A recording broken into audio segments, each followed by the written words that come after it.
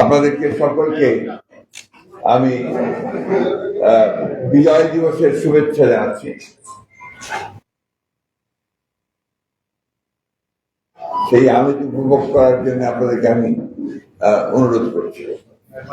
প্রিয় বন্ধুগণ, গত 18 ডিসেম্বর 2024 বুধবার রাত 8:30 বাংলাদেশ জাতীয়তাবাদী দল বিএনপির জাতীয় স্থায়ী কমিটির গুলশান কার্যালয়ে সভা অনুষ্ঠিত হয়। সভায় সভাপতিত্ব করেন আমাদের ভারপ্রাপ্ত চেয়ারম্যান জনাব তারেক রহমান। সবাই উপস্থিত ছিলেন স্থায়ী কমিটির সদস্য ডক্টর মোশাররফ হোসেন, আব্বাস, বাবু বাসের চন্দ্র রায়, ডক্টর আব্দুল মঈন খান, আমি নিজে, জনাব আমির খসরু আহমদ চৌধুরী, জনাব সালাউদ্দিন আহমেদ, বেগম সেলিমা রহমান, মেজর অবসরপ্রাপ্ত হাফিজউদ্দিন আহমেদ বিক্রম, অধ্যাপক ডক্টর এম তাইর হোসেন। সভায় মূলত 16 ডিসেম্বর 2024 বিজয় দিবসে প্রধান উপদেষ্টা ডক্টর মোহাম্মদ ইউনূস জাতির উদ্দেশ্যে যে ভাষণ দিয়েছেন তা নিয়ে বিস্তারিত আলোচনা এবং পরবর্তীতে প্রধান উপদেষ্টার প্রেস সচিব সংবাদ সম্মেলনের মাধ্যমে উপদেষ্টার ভাষণটি ব্যাখ্যা দেন তা নিয়েও আলোচনা হয়। সভা মনে করে প্রফেসর ডক্টর মোহাম্মদ ইউনূসের ভাষণে নির্বাচন সংক্রান্ত বক্তব্য একেবারেই অস্পষ্ট। তার বক্তব্যে নির্বাচনের একটি সম্ভাব্য সময়ের কথা বলা হলেও নির্বাচনের কোন রোড ম্যাপ নির্দিষ্ট সম্পর্কে কোন সুনির্দিষ্ট বক্তব্য রাখা হয়নি। ডক্টর মোহাম্মদ ইউনূস নির্বাচনের সম্ভাব্য সময়সীমা 2025 সালের শেষ অথবা 2026 সালের প্রথম অংশ অনুষ্ঠানের কথা বলেন, যা একেবারেই অস্পষ্ট এবং নির্দিষ্ট সময়ের কোনো উল্লেখ নেই। অথচ তার প্রেস সচিব বলেন 2026 সালের জুন মাসের মধ্যে নির্বাচন অনুষ্ঠিত হবে, যা পরস্পর বিরোধী। আরো বিভ্রান্তি সৃষ্টি করবে। সবাইও মনে করে যেহেতু নির্বাচন কমিশন গঠিত হয়ে গেছে, সেহেতু নির্বাচন অনুষ্ঠানের বিলম্বের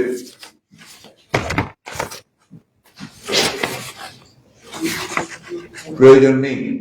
নির্বাচন কেন্দ্রিক সংস্কারগুলো দ্রুত সম্পন্ন করে নির্বাচন অনুষ্ঠান সম্ভব। জনগণ এ বিষয়ে প্রধান উপদেষ্টার নিকট স্পষ্ট বক্তব্য প্রত্যাশা করে। সভা মনে করে নির্বাচনের সুনির্দিষ্ট সময়ে রাজনৈতিক দল ও অন্যান্য অংশীদারের সঙ্গে আলোচনার মাধ্যমে নির্ধারণ করা উচিত। 3, সভায় সংবিধানের ৫ম সংশোধনী সংক্রান্ত মাননীয় হাইকোর্টের রায়ের বিষয়ে আলোচনা হয়। এ বিষয়ে আমাদের বক্তব্য আমরা তুলে ধরছি, যেটা আপনাদের ব্যাখ্যা সালাউদ্দিন সাহেব দেবেন। আমি যেটা আমাদের কাছে আছে আমি আপনাদেরকে পড়ে শোনাচ্ছি।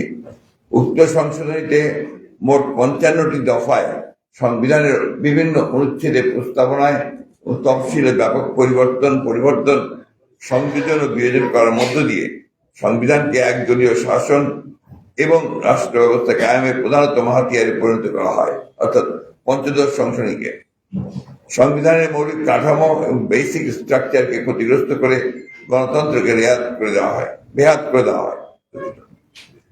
মাননীয় আদালত উন্মুক্ত আদালতের রায়ের ঘোষণার সময় কিছু কিছু বিষয়ে মন্তব্য ও পর্যবেক্ষণ সহ উক্ত সংশোধনীর গুরুত্বপূর্ণ কিছু অংশ অবৈধ ঘোষণা করেছেন এবং কিছু অংশ সংরক্ষণ করেছেন এবং অধিকাংশ আগামী সংসদের বিবেচনার জন্য ছেড়ে দিয়েছেন।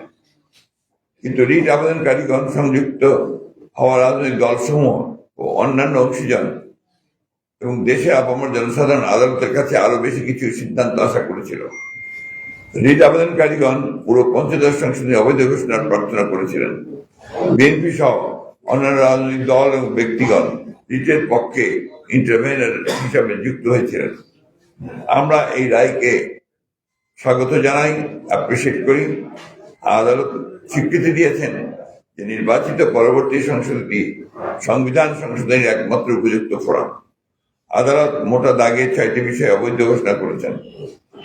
তত্ত্বাবধায়ক সরকার বিষয়ক অনুচ্ছেদ 58 ক ও দ্বিতীয় ক পরিচ্ছেদ বিলুপ্তিকে সংবিধানের মৌলিক কাঠামো গণতন্ত্র ধ্বংস করে দেওয়া হয়েছে বলে মন্তব্য করেছেন। খ 142 অনুচ্ছেদে গণভোটের বিধানকে স্বীকৃতি দিয়ে গণভোটের বিধান ফিরিয়ে এনেছেন। গ অনুচ্ছেদ 7 খ বিলুপ্ত ঘোষণা করে সংবিধানকে সুপ্রিম ল হিসেবে সাংবিধানিক ঘোষণাকে পুনরুল্লেখ করেছেন। সংবিধান একটি পরিবর্তনযোগ্য দলিল বা আইন বা যা একমাত্র নির্বাচিত সংসদের এখতিয়ার। ফ্যাসিবাদী আওয়ামী সরকার সংবিধানের প্রায় 1/3 এবং কিছু অংশ তফসিল করে অপরিবর্তনীয় ঘোষণা করেছিল, যা এই রায়ের মাধ্যমে বাতিল হয়েছে। গ সংবিধানের 44 অনুচ্ছেদ উচ্চ আদালতে এখতিয়ার অনুচ্ছেদ 102 সংক্রান্ত অধস্তন আদালতে হস্তান্তর করার বিধান বাতিল করা হয়েছে। ম সুপ্রিম জুডিশিয়াল কাউন্সিল সংক্রান্ত অনুচ্ছেদ 96 বহাল রাখা হয়েছে। অনুচ্ছেদ 18 ক পরিবেশ ও জীব বৈচিত্র্য সংক্রান্ত অনুচ্ছেদ 23 ক উপজাতি ক্ষুদ্র জাতি সত্তা নৃগোষ্ঠীর সাংস্কৃতিক ঐতিহ্য সংরক্ষণ সংক্রান্ত বিষয়ে এই অনুচ্ছেদ সমূহ বহাল রাখা হয়েছে। চ পঞ্চদশ সংশোধনীর অন্যান্য সকল বিষয়ে সমূহ পরবর্তী নির্বাচিত সংসদের বিবেচনার জন্য আদালত রায় উল্লেখ করেছেন। সুতরাং সংবিধানের সকল প্রকার সংশোধনী একমাত্র নির্বাচিত সংসদেরই এখতিয়ার বা কর্ম বা তার বিচার বিভাগীয় স্বীকৃতি দেওয়া হয়েছে। সভায় অবিলম্বে ফ্যাসিবাদ বিরোধী আন্দোলনে অংশগ্রহণকারী রাজনৈতিক দলসমূহের সঙ্গে মত বিনিময়ের সিদ্ধান্ত গৃহীত হয়। বিএনপি মত বিনিময় করবে। লিয়াজত কমিটির দায়িত্বপ্রাপ্ত সদস্যদের এ বিষয়ে প্রয়োজনীয় সিদ্ধান্ত গ্রহণের সিদ্ধান্ত হয়। এটাই ছিল। এই বিষয়ে আপনাদের যদি কোনো প্রশ্ন থাকে সংবিধানের ব্যাপারে সালাউদ্দিন সাহেব উত্তর দেবেন।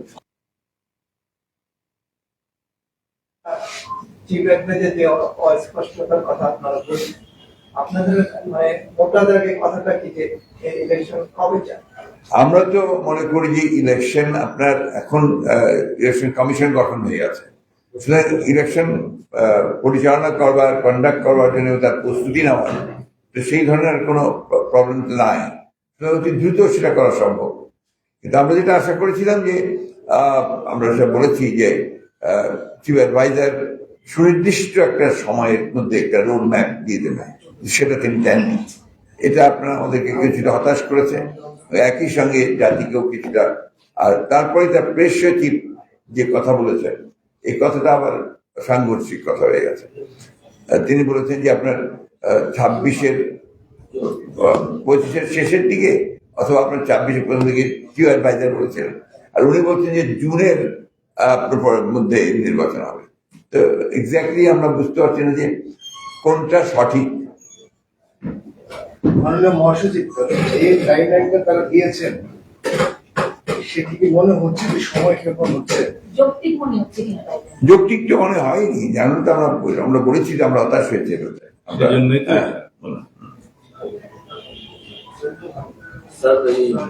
তত্ত্বাবধায়ক সরকার তো পুনর্বহাল দলীয় সরকারের অধীনে যে নির্বাচনগুলো হয়েছে এই বিষয়ে এই নির্বাচনগুলোকে আপনারা বাতিল চান? তত্ত্বাবধায়ক সরকার ব্যবস্থা পুনর্বহাল হলো এই কথাটা এখনো পুরোপুরি বলা যাবে না, যেহেতু সংবিধানের ৫ম সংশোধনের মাধ্যমে তত্ত্বাবধায়ক সরকার ব্যবস্থা বিলুপ্ত করা হয়েছিল, সেটাকে অবৈধ ঘোষণা করা হয়েছে। কিন্তু ইতিপূর্বে অ্যাপিলেট ডিভিশনে জাস্টিস, আমরা বলি জাস্টিস খায়রুল হক, যে তত্ত্বাবধায়ক সরকার ব্যবস্থাকে উড়িয়ে দিলেন, সেটা রিভিউতে ফাইনাল জনগণের পক্ষে আসলে তখন এক্স্যাক্টলি তত্ত্বাবধায়ক সরকার ব্যবস্থা পুনর্বহাল হবে। আমরা আশা করি সেটা হবে।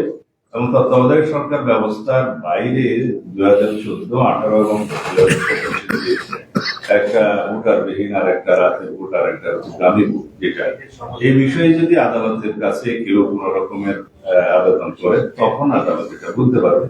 আমাদের পক্ষ থেকে আমরা এখনো পর্যন্ত এই বিষয়ে এটাই বক্তব্য দিয়েছি যে এগুলো সবগুলো অবৈধ সংসদ ছিল। এত বড় একটা দেশের ক্ষতি করবে, সেটার সময় এখনো আছে।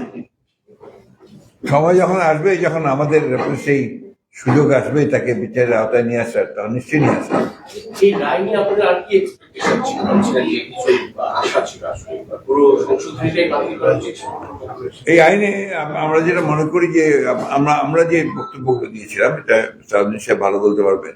আমরা আপনার কতগুলো আমরা যে অ্যাপ্লিকেশন অ্যাপ্লাই করেছিলাম, আমরা আমাদের তরফ থেকে যেটা আমরা আপনার কোর্টকে দিয়েছিলাম, সেখানে আমরা কিছু রেখে, প্রিয়াম্বলে কিছু রেখে এবং সেই সঙ্গে আপনার আবার কিছু পরিবর্তন করে আমরা কিছু প্রস্তাব দিয়েছিলাম, সেটা পুরোপুরিভাবে আসেনি।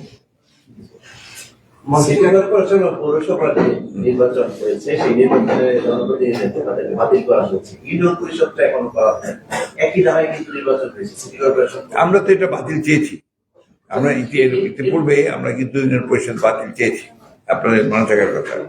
গতকালকেই বৈষম্য বিরোধী ছাত্র আন্দোলন জাতীয় নাগরিক কমিটি এই সিটি এবং পৌর কাউন্সিলরদের অপসারিত যায় তাদের একটা সমাবেশে যোগ দিয়েছে। তারা বলেছে তাদের পুনর্বহালের আহ্বানটুকু তারা জানাবে স্থানীয় সরকার। যেটা কোন ধরনের কৌশল কিংবা আসলে যেভাবে এটা তাদের তাদের তাদের বক্তব্য, তারা কি কি দৃষ্টিভঙ্গি কিভাবে বলেছে তারা বলতে পারবে। আমাদের দৃষ্টিভঙ্গি খুব পরিষ্কার।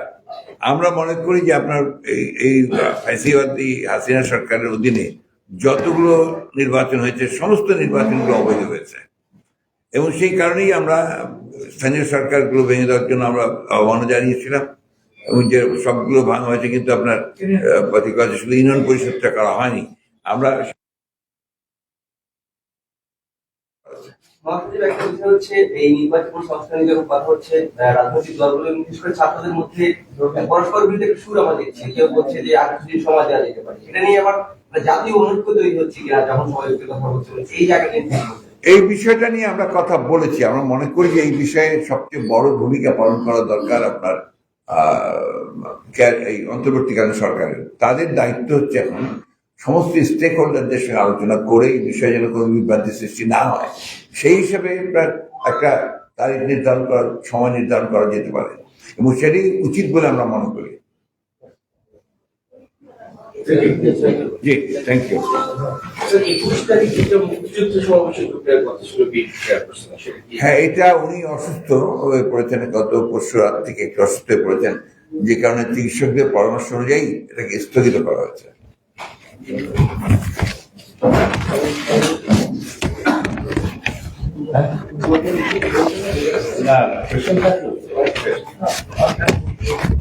জি, আর কোন প্রশ্ন থাকলে বলেন, উত্তর দেবেন রিগার্ডিং কনস্টিটিউশন। সেটা হচ্ছে একটা বিষয় ছিল আপনার হ্যাঁ, please. সংবিধান সংশোধনে এখন সংসদের কাছেই একটা এই রায়ের মধ্যে দিয়ে সেটা কি আসলে স্টাবলিশ হলো বলো। সুযোগ তৈরি হলো? সংবিধান সংশোধনের এখতিয়ার বিচার বিভাগীয় স্বীকৃতি দেওয়া হয়েছে এই রায়ে, কিন্তু যে সমস্ত বিষয় আদালত অসাংবিধানিক এবং সেটা অবৈধ ঘোষণা করা হয়েছে, সেই বিষয়গুলো আসলে সংবিধানের বেসিক স্ট্রাকচার গণতন্ত্রকে ধ্বংস করে দেওয়া হয়েছিল এবং ক্যারেক্টারটা পাল্টে দেওয়া হয়েছিল। সেজন্য এটা সুপ্রিম কোর্ট অলওয়েজ সংবিধানের ব্যাখ্যা প্রদানকারী হিসেবে সাংবিধানিক স্বীকৃতি আছে আর কি। অনলি সুপ্রিম কোর্টই যে কোনো এনাক্টমেন্ট পার্লামেন্টে যেটা পাস হয় এবং সংবিধানে যেটা পরিবর্তন হয় সেটা সাংবিধানিক কিনা সেটা ইন্টারপ্রিট করার ক্ষমতা সুপ্রিম কোর্টের। এটা সাংবিধানিক স্বীকৃতি। সেই হিসাবে কোর্ট মনে করেছে যে তত্ত্বাবধায়ক সরকার ব্যবস্থা যেটা ইউজ করা হয়েছিল, আমরা করছিলাম, সেটা বেসিক স্ট্রাকচার হিসাবে স্বীকৃতি দিয়ে বলা হয়েছে বেসিক স্ট্রাকচার অর্থাৎ গণতন্ত্রকে ধ্বংস করে দেওয়া হয়েছিল, সেই জন্য এটাকে বেসিক স্ট্রাকচার ঘোষণা দিয়ে এটাকে ক্ষমা করার কথা বলা হয়েছে এবং সেই সংশোধনীগুলো বাতিল করা হয়েছে। বাকি যেটা supreme judicial council 96 article, supreme judicial কাউন্সিলের ইন্ট্রোডাকশনটা হয়েছিল 5th অ্যামেন্ডমেন্টে শহীদ রাষ্ট্রপতি জিয়া রহমানের সময়, সেটাকে বিচার বিভাগের একটা রক্ষা কবচ হিসাবে দেখা হয়। সেই সুপ্রিম জুডিশিয়াল কাউন্সিলটা 16th অ্যামেন্ডমেন্ট কর্তৃক পরিবর্তন করে এটা অনেকটা সাবজেক্ট করা হয়েছিল সংসদে, সেটা আলাদা রিটের মধ্যে সেটা বিরুদ্ধে ঘোষণা করা হয়েছে। বাট এইখানে 15th অ্যামেন্ডমেন্টে এটা অন্তর্ভুক্ত ছিল সুপ্রিম জুডিশিয়াল কাউন্সিল, সুতরাং এটাকে বাতিল করাতে যাবে না, এটাকে পুনর্বহাল করতে হবে, সেই জন্য এটা বহাল করা হয়েছে। আর দুইটা প্রভিশন যেগুলো নির্দিষ্ট প্রভিশন, যেটা প্রকৃতি সংরক্ষণ এবং নৃতাত্ত্বিক জনগোষ্ঠীর কালচারাল হেরিটেজ সংরক্ষণ, এগুলো বহাল করা হয়েছে। বা যে 6টা বিষয় অ্যাড্রেস করা হয়েছে, যেমন আমি বললাম তত্ত্বাবধায়ক সরকার সংক্রান্ত, আর রেফারেন্ডাম সংক্রান্ত যে বিষয়টা গণভোট, যেটা আর্টিকেল 142-তে উল্লেখ করা ছিল, যে সংবিধানের আর্টিকেল 8 যে রাষ্ট্র পরিচালনার মূলনীতি, এবং আর্টিকেল 48, 56 এবং 142 ইটসেলফ, এই ধারাগুলোতে কোনো পরিবর্তন আসলে সংবিধানে বলা আছে রেফারেন্ডাম থাকবে। তো সেই বিধানটা আওয়ামী লীগ উড়িয়ে দিয়েছিল, সেটাকে পুনর্বহাল করা হয়েছে। এটাও একটা বেসিক স্ট্রাকচার। আর অন্যান্য বিষয় যেগুলো 7A and B, যে সংবিধানের 1/3 প্রস্তাবনা এবং কিছু তফসিল যেগুলো আওয়ামী লীগ তার রাজনৈতিক খাতের হিসেবে সংযুক্ত করেছিল, পরিবর্তন করেছিল, এগুলোতে ডিক্লেয়ার করা হয়েছিল যে এটা অপরিবর্তনীয়। তো ভবিষ্যৎ পার্লামেন্টারিয়ানদের ক্ষমতা এখানে খর্ব করা হয়, এবং সংবিধান এমন কোন দলিল নয় যে সেটা পরিবর্তন করা যাবে না। সুতরাং এটাকে অবৈধ ঘোষণা করে এগুলো বিলুপ্ত করা হয়েছে। 7A and B এবং 7A কে বলা হয়েছে যে আর্টিকেল 7 হচ্ছে supremacy of the constitution declared, সেইটাকে বহাল রাখা হয়েছে। তো এই বিষয়গুলো আদালত সংবিধানের সাথে সাংঘর্ষিক বিধায় রায়ের মাধ্যমে এগুলো অবৈধ ঘোষণা করা। আর যে সমস্ত আইন প্রধানত পার্লামেন্টে পাশ হয়, সেটাতে যদি কোন রকমের কোনো অসাংবিধানিক বিষয় থাকে, সেটা ইন্টারপ্রিট করার সবসময় ক্ষমতা সুপ্রিম কোর্টের সাংবিধানিক হবে। তো এই বাকি জিনিসগুলো মাননীয় আদালত সংসদের উপরে এই জন্যই ছেড়ে দিয়েছেন যে ওখানে কিছু রাজনৈতিক সিদ্ধান্তের বিষয় আছে বলে আদালত হয়তো মনে করেছে।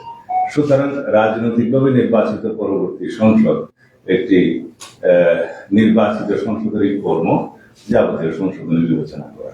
আমরা এটাকে অ্যাপ্রিসিয়েট করি এভাবে আপনার প্রশ্নের উত্তরে, যে এটা একটা বিচার বিভাগীয় স্বীকৃতির মূল্য, যে সংসদ একমাত্র সংসদই হচ্ছে উপযুক্ত ফোরাম যে কোনো রকমের সাংবিধানিক সংশোধনের জন্য। এই জায়গাটা খুব ইম্পর্টেন্ট। Thank you. জি জি, হ্যাঁ নিশ্চয়ই। আমার একটা প্রশ্ন ছিল, সেটা হচ্ছে যে আমি জানতে চাই যে বিএনপি তো প্রস্তুত নির্বাচনের জন্য, কিন্তু যেহেতু মাঠে বড় আরেকদল নেই, তো এখন আসলে নির্বাচনটা কিভাবে হবে বা সেটা জনগণ আসলে কিভাবে গ্রহণ করবে? না, আমার তো মনে হয় এটা নিয়ে কোনো সংশয় থাকার কথা নয়। রাজনৈতিক দলগুলো তো আছে, সব রাজনৈতিক দল আছে, এবং রাজনৈতিক দলগুলো যারা নির্বাচন করে তারা নির্বাচন করবে। এখানে বড় দল ছোট দল নিয়ে তো কোনো কথা নেই। এখানে গণতন্ত্রের মধ্যে একটা নির্বাচন যখন হয় তখন সব দলই নির্বাচনে অংশগ্রহণ করে যারা করে, এবং সেখানে নির্ণয় করে যে কিভাবে আসবে। তো বড় দল থাকলে ছোট দল থাকবে না, বা ছোট দল থাকলে বড় সমস্যা হবে, এই ধরনের কোনো বিষয় তো নাই। অন্য দলগুলো প্রস্তুত কিনা আপনার কি মনে হয়? জি, অন্য কোনো দল মানে যারা অংশগ্রহণ করবে তারা প্রস্তুত কিনা বা তাদের বিষয় নিয়ে কি? তাদের প্রস্তুতির বিষয়টা কোনো দলের প্রস্তুতির বিষয়,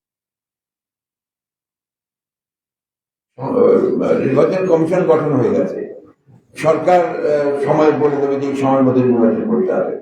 এর মধ্যে আর সমস্ত দল তো রাজনৈতিক দলগুলো তো নির্বাচনের জন্য সবসময় তৈরি থাকে, কারো প্রস্তুতির উপর তো নির্বাচন নির্ভর করে না। আমরা যে প্রস্তুত না থাকি নির্বাচন কি অপেক্ষা করে আমাদের জন্য? অবশ্যই হবে। সুতরাং এটা আপনার নির্বাচন ঘোষণা হলে আরো অনেক বিষয় পরিষ্কার হয়ে যাবে। নির্বাচন ঘোষণা হয়ে গেলে তো সব রেডি হয়ে যাবে। Thank you.